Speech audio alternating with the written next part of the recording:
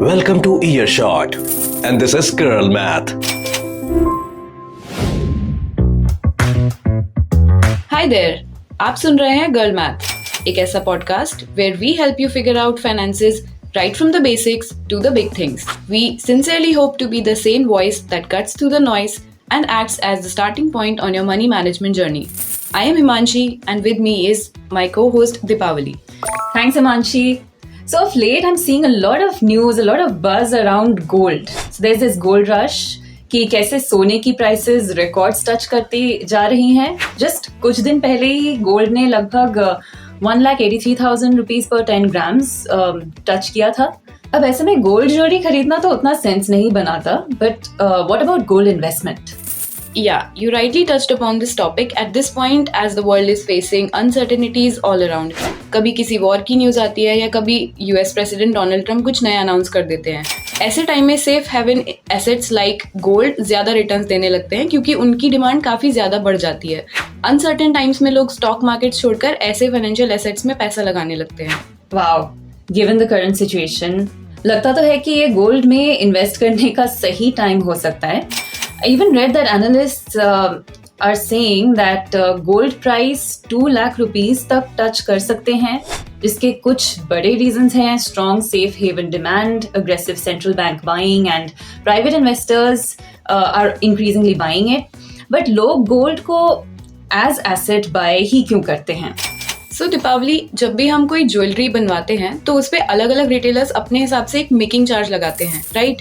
And then बाहर से import होने की वजह से गोल्ड पे ड्यूटी भी लगती है प्लस जीएसटी भी. सो इससे नेचुरली आपकी गोल्ड ज्वेलरी एक्सपेंसिव हो ही जाएगी.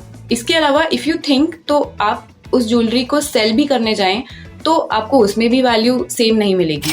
इन कुछ रीजंस की वजह से investor demand typically gold coins bar से फाइनेंशियल प्रोडक्ट्स की तरफ शिफ्ट हो जाती है.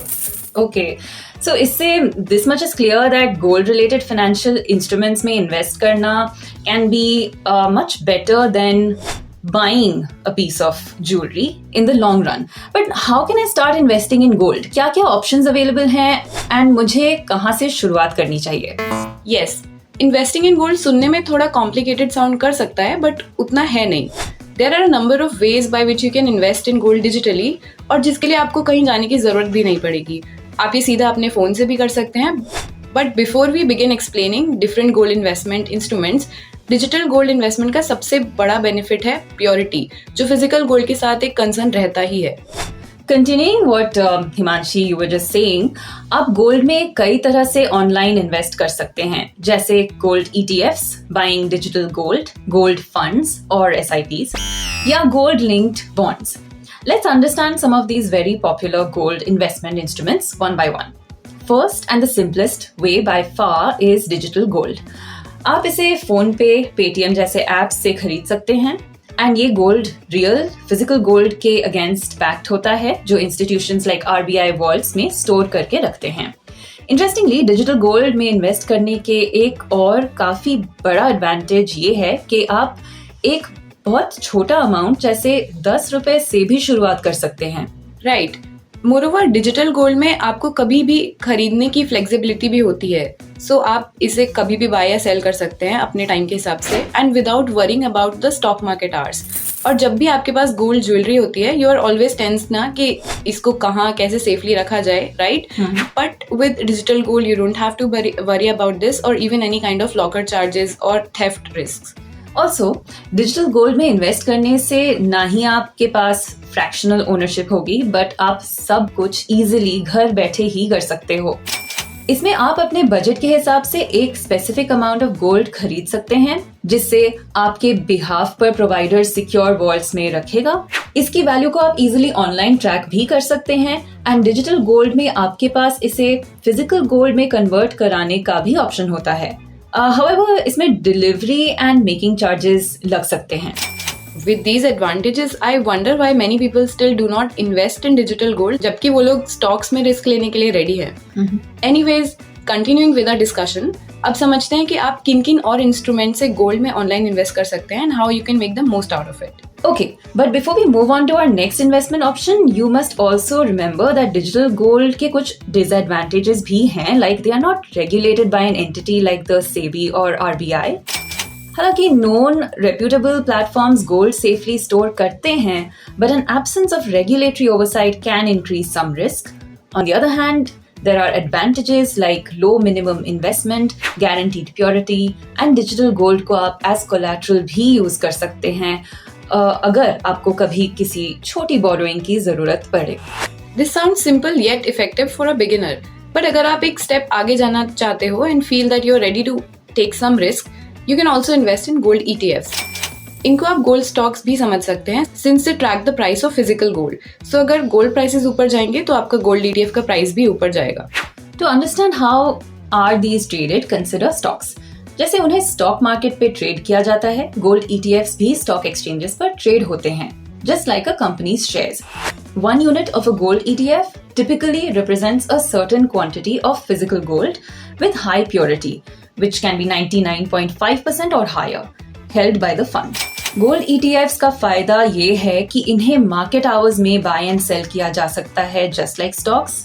प्योरिटी का कोई कंसर्न नहीं होता एंड फिजिकल गोल्ड की तरह इसमें कोई मेकिंग चार्जेस भी नहीं होते. But since they are like stocks, gold ETF में इन्वेस्ट करने के लिए आपके पास एक डीमैट अकाउंट होना चाहिए. एंड बिकॉज ये ऑनलाइन ट्रेड जैसा है तो इसमें कुछ ट्रांजैक्शन चार्जेस भी लगते हैं, जैसे STT which is securities transaction tax. Okay, इन दोनों ऑप्शंस के साथ आप गोल्ड म्यूचुअल फंड्स में भी इन्वेस्ट कर सकते हैं, which has long been a preferred investment option for Indian investors. कई लोगों के लिए ये एक अच्छा तरीका है to gain exposure to gold without physically buying it. So basically ये भी एक टाइप का म्यूचुअल फंड ही है जो प्राइमरीली गोल्ड ETFs में इन्वेस्ट करते हैं, जैसे म्यूचुअल फंड स्टॉक्स में इन्वेस्ट करते हैं. इसलिए इन फंड्स की वैल्यू गोल्ड या गोल्ड रिलेटेड एसेट्स की परफॉर्मेंस से डिराइव होती है. Like mutual funds, gold funds भी कई सारे इन्वेस्टर्स से पैसा कलेक्ट करके उसे गोल्ड ETFs में लगाते हैं and these ETFs track the price of gold. Hence, the performance of a gold mutual fund is also linked directly to the price movements of gold. Mutual funds की ही तरह, there are also thematic gold funds that invest in different gold-related securities like shares of gold mining companies. Gold funds में आप एक बहुत छोटे amount जैसे 100 रुपए से भी शुरू कर सकते हैं एंड SIPs भी कर सकते हैं. इसमें आपको खुद बहुत सोचने की जरूरत नहीं पड़ेगी सिंस इन फंड्स को प्रोफेशनल्स मैनेज करते हैं. Another big benefit of gold funds is that you can redeem units at any time, just like in the case of mutual funds. Gold mutual funds के लिए भी आपको demat account की जरूरत नहीं होती, so they are more beginner friendly. आप simply fund house की वेबसाइट से या थर्ड पार्टी प्लेटफॉर्म से ऑनलाइन इन्वेस्ट कर सकते हैं. Having said that, you should not always expect कि आपके रिटर्न्स हमेशा हाई होंगे, since ये इंटरनेशनल गोल्ड प्राइसेस पे डिपेंड करेगा. So Himanshi, I think we have covered all our bases. I think so too, but एक बार हमें ब्रीफली गोल्ड म्यूचुअल फंड्स के टैक्सेशन को भी समझ लेना चाहिए. सो इसमें यूनिट्स रिडीम करने पर आपको कैपिटल गेन्स टैक्स देना होगा. अगर आप शॉर्ट ड्यूरेशन के लिए इन यूनिट्स को होल्ड करते हैं, जैसे फॉर लेस देन 2 years, तो they will be taxed as per your income tax slab. But अगर आपने गोल्ड फंड के यूनिट्स को 2 साल से ज़्यादा रखा है और आप उसको तब रिडीम करते हैं तो आपको उस पर 12.5% long term capital gains tax देना होगा. All right, with this we end this episode of Girl Math, hoping that we were able to inform you well about going beyond just jewelry and investing in gold. In addition to pretty decent returns, this would also help you diversify your portfolio as is often advised. Let us know if you have any questions regarding any of the topics we covered today and we'll try to address it in a subsequent video. Before we leave, don't get swayed by recent returns. Do your research before making any investment. And like we always say, explore, ask questions, start small, but do get started. See you, take care, and stay financially fearless. We are your hosts, Himanshi and Deepavali, signing off. This was Girl Math, your formula to becoming financially fearless.